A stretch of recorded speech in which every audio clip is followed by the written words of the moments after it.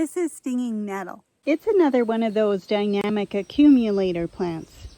It accumulates nitrogen, potassium, magnesium, and iron, along with copper, sulfur, zinc, and calcium. So chock full of nutrients that are beneficial to your garden plants. So a couple of ways that you can use this is to harvest the leaves of this plant before it starts to go to seed. Now these are already starting to go to seed. You can see the seed nodes right here. And I can see the seeds in each one of those pods, and they're already turning black. So these seeds are not far from being viable. So the last thing you would want to do is to put something like this in your gardens.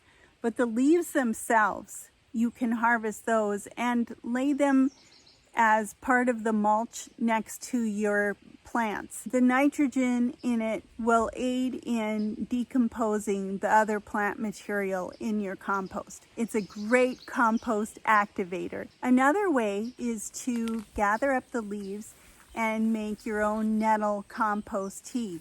Make sure you're wearing gloves while you do this, by the way.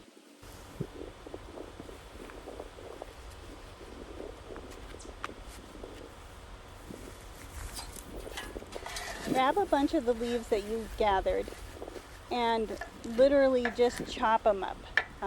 Take a sharp knife and just start cutting them up. The more you cut them, the more leaf area there is for microbes to attack, and the faster your compost tea will process. In my pail here, the more mature your plants are, the woodier the stems are going to be, and the harder it'll be to cut it up and get a fine cut on it anyway.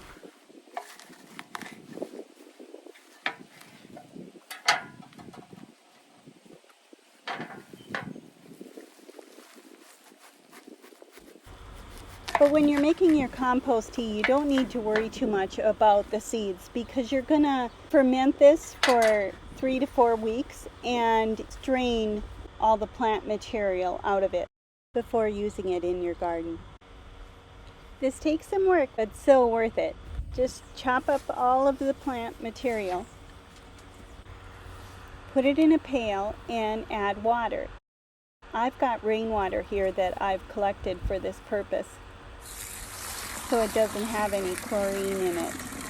Just fill the pail where you have your stinging nettle all cut up. Just fill it with water. Then I like to give it a quick stir.